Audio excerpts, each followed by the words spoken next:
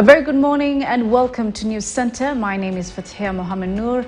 We have a lot lined up for you in the show today, but I want us to start with an interview. Today we're discussing human resource management and the importance of course, of having a human resource in a workplace and what certification you need to have.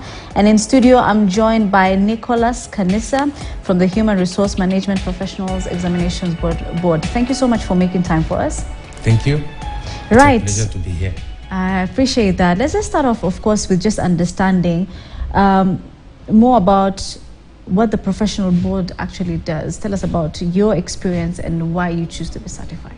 Thank you. Thank you so much. The Human Resource Management Professional Examination Board is a state corporation under the State Department of Public Service. It is established by an act of parliament, and it is licensed as an examination body of the government of Kenya for the purpose of the human resource profession. And the essence of certification is a quality assurance. Just like when you are required to have a driving license, nobody is doubting that you can drive, but that is an assurance that you have been properly trained, you have been examined, and you can be trusted with a motor vehicle. That's the same with the human resource profession. Yes. Tell us about the human resource profession in the country, for instance. Are there so many people practicing it at the moment? What are the numbers? And what is the demographic? Is it like a lot of young people getting into it or people who are a bit older? Thank you. The figures, we have about 16,000 registered HR practitioners. Of these 16,000, we have 3,000 who are certified to practice. The demographics look, it's more of a female field, just like nursing. There's a tilt towards the females, but the males are catching up. Why is that the case? Just like nursing, you know, there are careers which ordinarily look for sympathy, these soft skills, which ladies do well than men. But we are doing something of bringing men on board. That it's a career, is a rewarding career. It is there is satisfaction in practicing HR because you get satisfaction when you have a positive impact on people. When you lead employees, when you lead employers into the realization of their mandate, there is a satisfaction you get at the end of it. So originally, whereas it is considered to be a female field, it's like 35% male, then 65 female. But the males are catching up. We have young people who are coming on board because just unlike law and medicine, they started a bit of time, some time back. HR is a relatively new field. So we are getting new people on board, the young people. We have programs designed for them to bring them on board. We have the certificate, we have the diploma, and the certification program, the CHRP. So it's a mixed bag. We have the oldies, those who are soon exiting, and we also have the young people coming on board. Yes. For people to understand, what is the role of a HR in a workplace? Thank you. The role of HR is quite diverse because on one hand, he is a business partner because you will agree that with the other factors of production, land, money, technology and the rest, it takes the effort of man to harness the other factors of production to bring forth goods and services. So the role of an HR is a business partner. On another hand, is an advocate of employee, that every organization must have HR so that it's upon the HR to make sure that the human resource is managed according to the law, because labor is regulated by the Employment Act and the acts under it, and also best practice. So for every organization, it's paramount to have HR. Then finally, you look at the Employment and Labor Relations Court. A lot of these cases in court is labor related. the bridges, systems and processes were not followed. So it is important for every organization to have qualified and certified HR practitioners, so that then you are able and assured that at the end of it all, you are getting value for money. Because just like the other resources, human resource is a resource. Yes. Right. You said the advocate for employees. Yes. Right. But then, you know, in terms of like school, when people go to school and study HR practice, how long does it take? And are there any specific programs in place, especially like in terms of examinations to enhance competencies in the HR profession? Thank you. HR, when you get into HR, assuming you've completed Form 4, for a direct entry into the certified human resource professional, you require C+. There are also other avenues of coming in. You can start at the bottom. We have a certificate program, which is competency-based. We have a diploma program, which is also competency-based. So irrespective of where entry behavior, because you see, we are cognizant of the fact that not everybody will get a C+. So once you have a passion for HR, you can start at certificate, and then you graduate to diploma, and then to the certification, which is the core. And it is equated at level 7. Yeah, it should be level 7 under the Kenya National Qualifications Framework. So it is a rewarding career. You asked on why people should consider picking it. Yeah. It is rewarding. It is you see the impact you have on people immediately. You see, unlike other fields where you are not able to see the direct effect, with HR you are able to see. You are able to see the happy people. You are able to motivate people, and you are able to see it. If it is training, you are able to see the immediate returns. So for me, and I have grown through this field. I have not done another thing in my life. I've only done HR. And by the way, I have about 22 years experience in public service, in HR. So I can tell the young people it's a rewarding field, because this is a field where you impact people directly. Yes. Like any other career, of course, there are challenges. But are there any specific challenges related to the HR profession? There are quite a number, but from my own experience as a practitioner, you see, it is a delicate balancing act, because on one hand, you are balancing the interests of the employer. On another hand, you are also balancing the interests of the employees. Sometimes they are conflicting. For example, you find maybe there is a boss who wants to get rid of an employee. You've differed and is telling HR, get rid of this person. And sometimes, you see, like I said, this is a regulated field. There are procedures and systems of handling discipline. So sometimes on one hand there is pressure to act, and there is also on another hand there is pressure to conform to what is provided for in law and in process. That is number one. Then number two, there is, I said from the beginning, it's a role of a business partner. So sometimes you are involved in the nitty-gritties of business. Like this is a media house. So as HR, I must be interested in the profitability of this place, the growth of this place. Because whatever the strategic interest, the strategic direction of an organization, it has an effect on people. Right. If, for example, you want to grow and expand, you want to open more TV stations and radio stations, you will require more people. Right. When, on the other hand, if the board decides that we are downsizing, it has an effect on people. Exactly. So whichever way,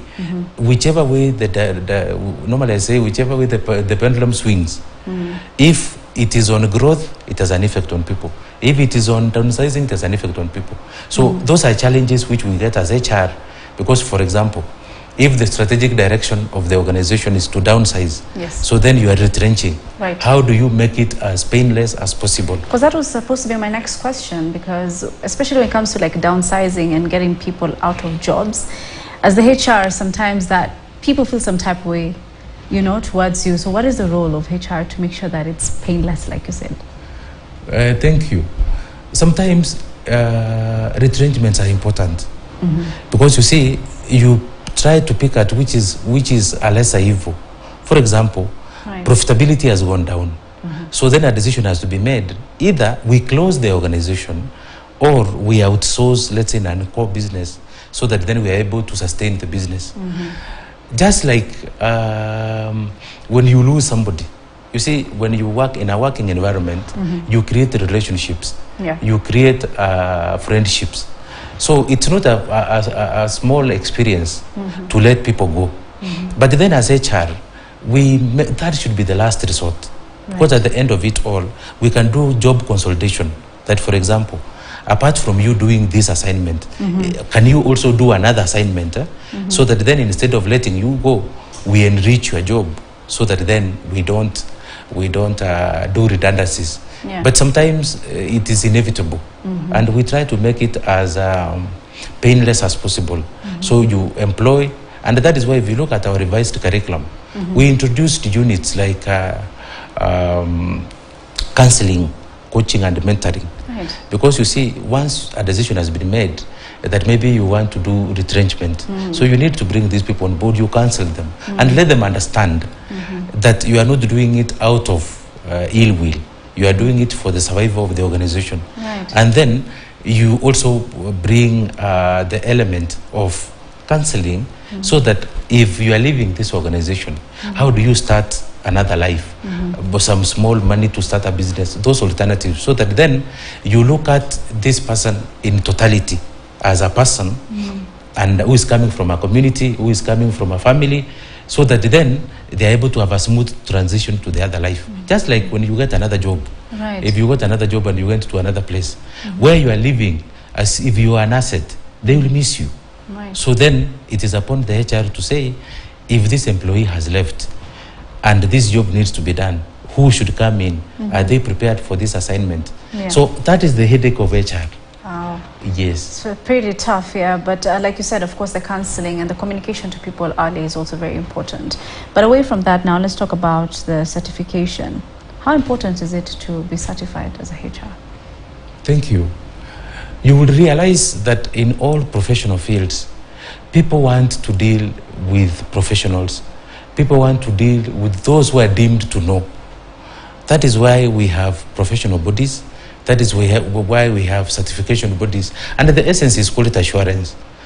Because you will want, even when you are sick, you will want to go to a hospital where you are dealing with a person you are sure has the necessary skills and competencies to handle your issues. Lawyers have theirs. There is a way they certify their professionals. Accountants have their own. So for the HR, we are there.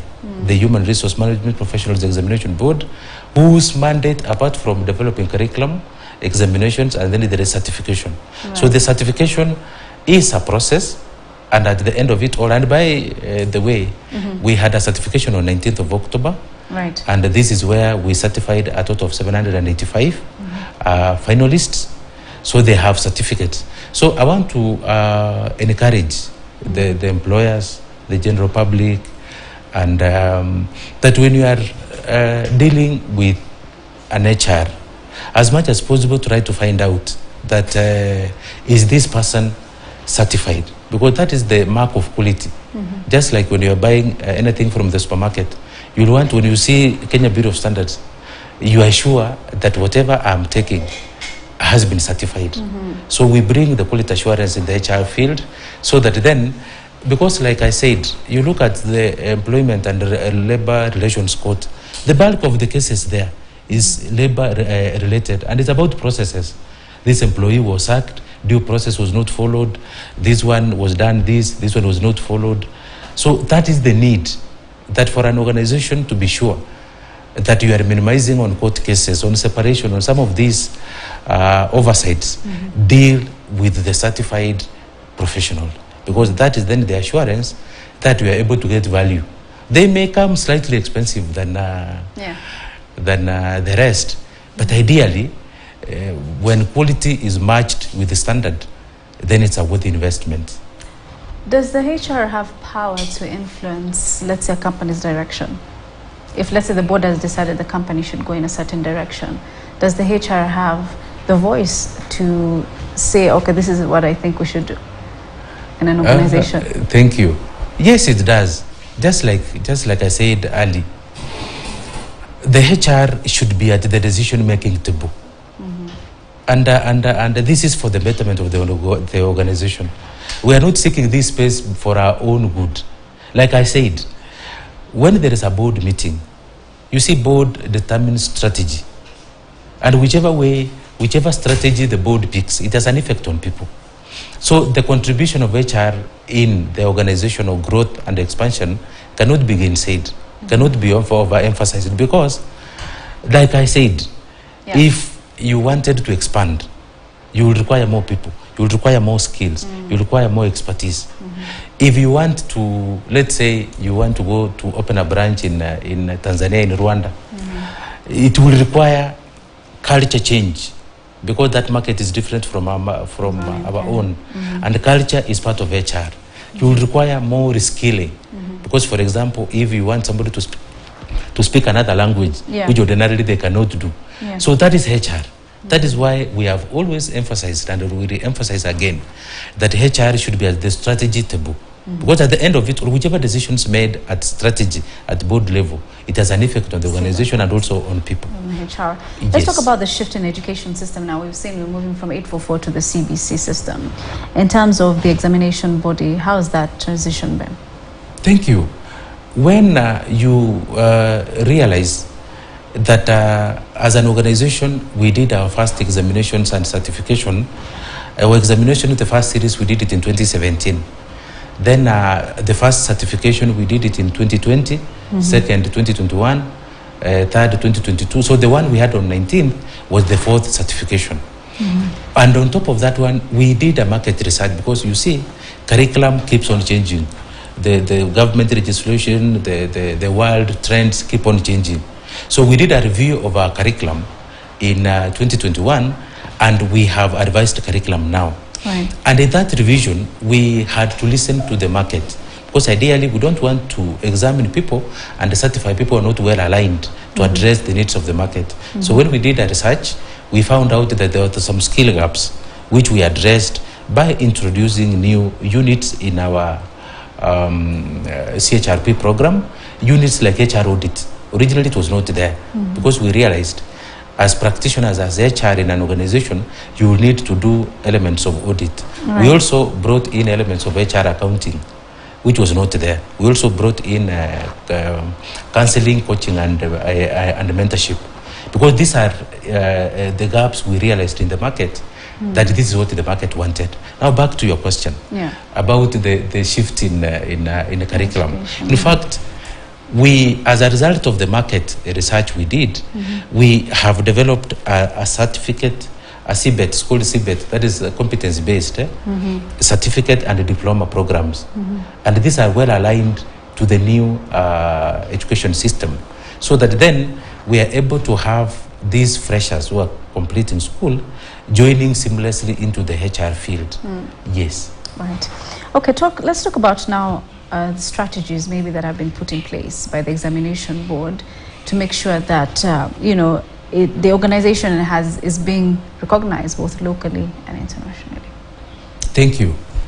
It is suffice to note that about a month ago we were in Rwanda, and we had received quite a number of inquiries from Rwanda. Rwanda wanted to see what our program is all about.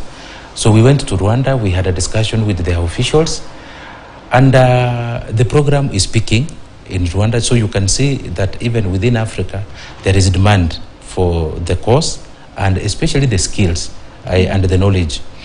And on what we are doing, the strategies, that is why we are continuously listening to the market. What does the market want? What does employers want?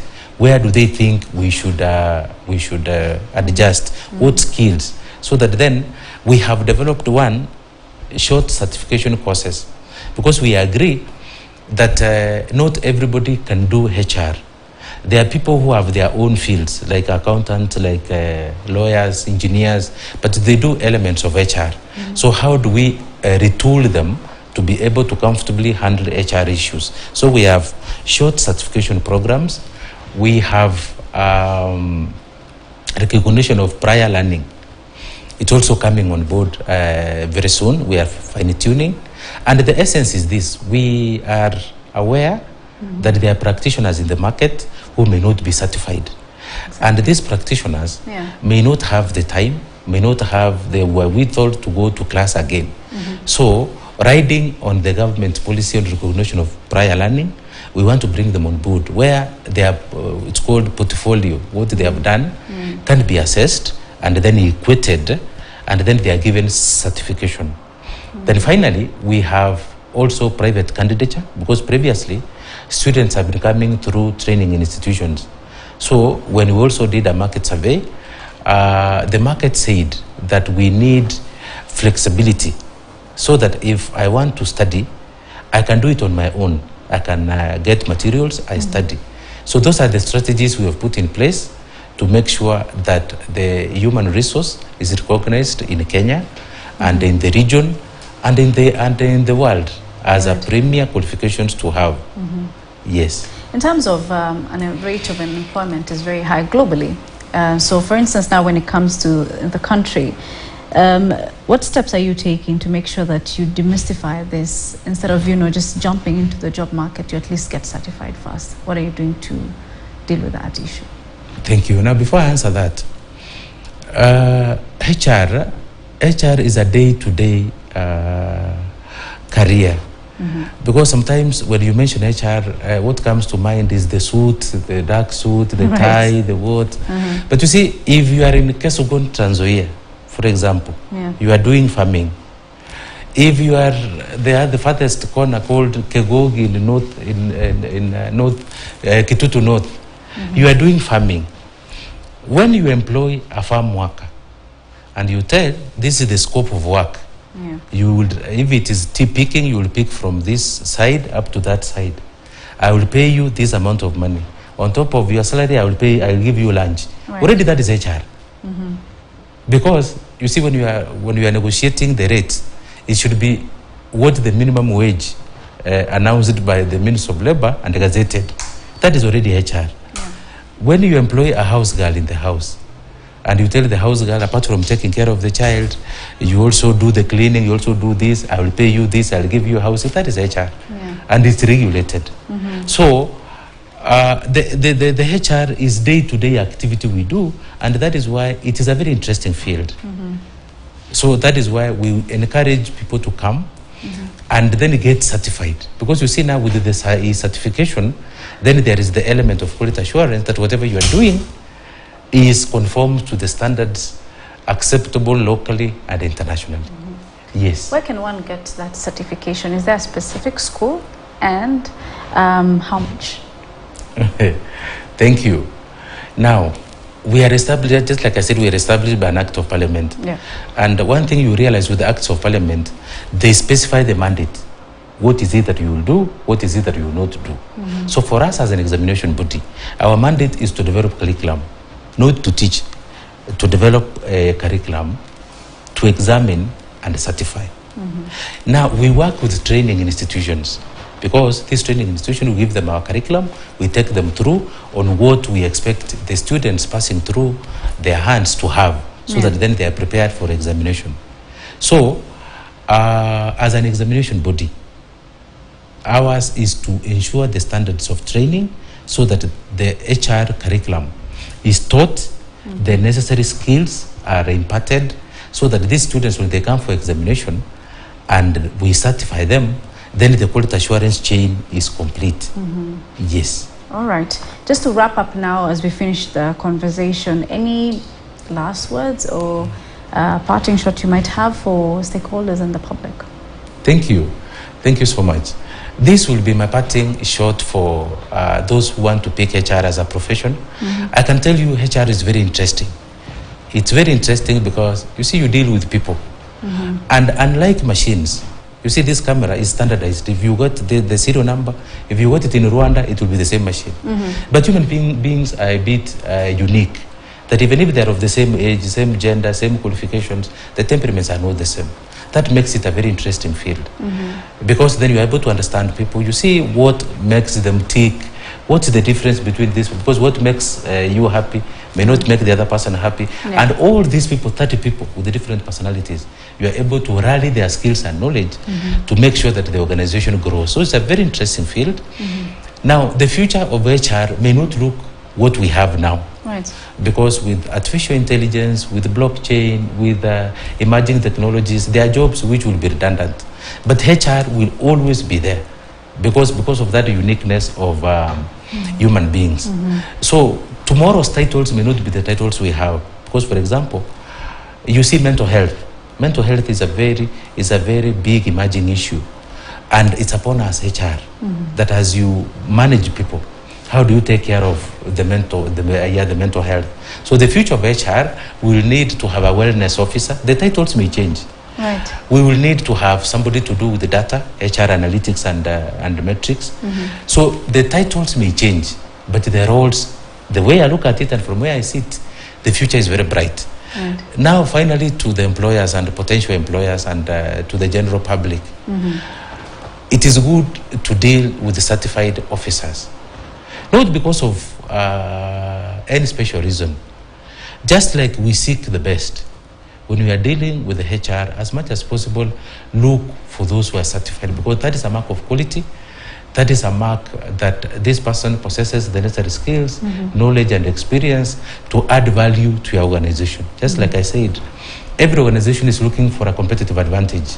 What is it that you will do, which the competition is not doing, so that then you are able to improve on your bottom line and also to be able to realize your mandate. So it is advisable that as much as possible, not necessarily in HR, in all the other fields, look for professionals. And how do you know a professional? A professional is a certified officer. Just like in your field, in journalism, you want to deal with people. Are you a member of Media Council? You have Media Council. Yes, we do. Media Council, you have a job card, you have this. Right. First, I call it assurance, safeguards. Then to be sure that you are dealing with somebody who is certified and who is able to, in fact, apart from the certification, you see, a certification is just like a carton. You see a carton when you see a photo of, let's say, if it's Kimbo. Yeah. You assume that it's Kimbo which is inside. Yeah. Sometimes it's not Kimbo. Sometimes it's not. Yeah. So even with certification, it is an assurance that the person who has this paper, who has this, has the necessary skills to add value to my organization. Right. Thank you. That's a very good place to end it. Thank you so much. That has been interesting. That was the CEO of